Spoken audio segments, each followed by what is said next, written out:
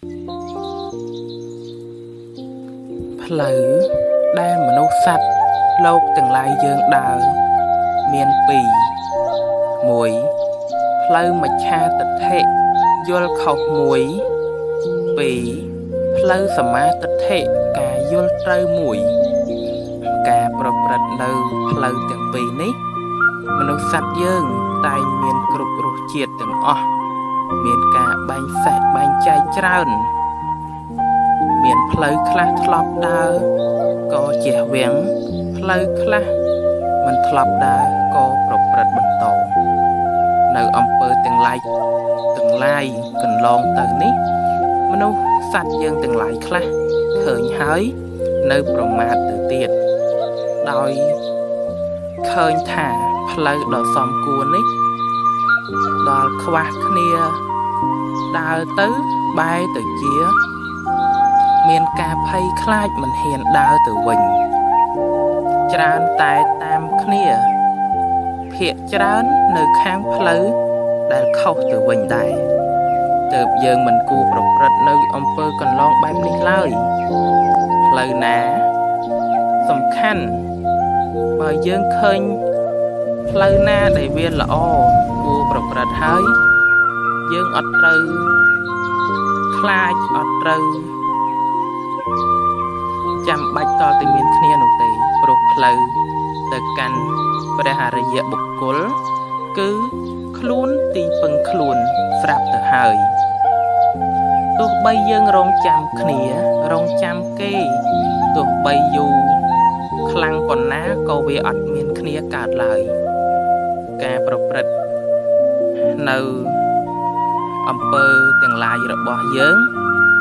សុទ្ធតែជាទីពឹងខ្លួនទាំងអស់ផ្លូវខុសក្តីយើងគ្រាន់តែឃើញកាយទ្វារនៅខាងក្រៅមានការប្រព្រឹត្តទៅមានគ្នាច្រើនប៉ុន្តែការសាងអំពើរបស់ខ្លួននៅតែទទួលផលរៀងៗខ្លួនដដែលទើបយើងត្រូវដឹងត្រង់នឹងហើយមិនអាចនឹងប្រព្រឹត្តទៅតាមគ្នាបានឡើយ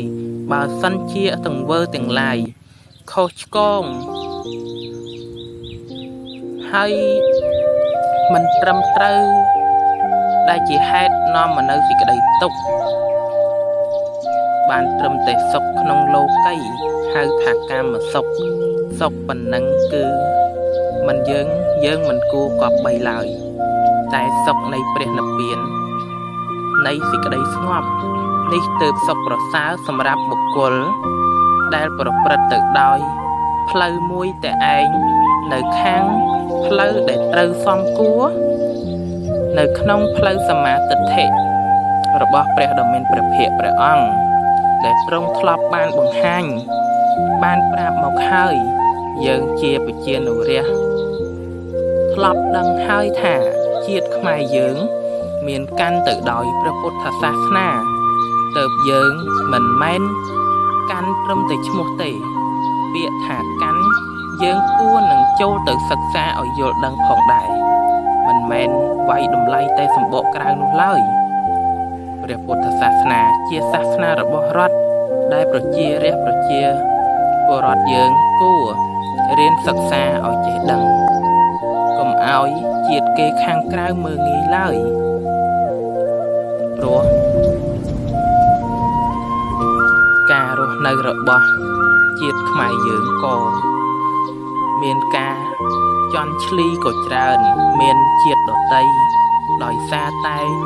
ការប្រព្រឹត្តរបស់ប្រជានុរាស្ត្រយើងដើរខុសពីផ្លូវដ៏ត្រូវច្រើនដើរខុសពីផ្លូវព្រះពុទ្ធសាសនាដែលព្រះអង្គទ្រង់ត្រាស់សម្ដែងប្រាប់ទៅហើយព្រោះផ្លូវដែលព្រះអង្គទ្រង់ត្រាស់សម្ដែងសម្រាប់សត្វលោកយើងទាំងអស់មិនមែនសម្រាប់តែព្រះសង្ឃអ្នកបួសឡើយទើបយើងគួររៀនយល់ហើយការប្រព្រឹត្តត្រូវកន្លងរបស់យើងក៏រមែងបាននៅសេចក្តីសុខច្រើនតជាតិរាល់ជាតិទៅតាមនឹងផង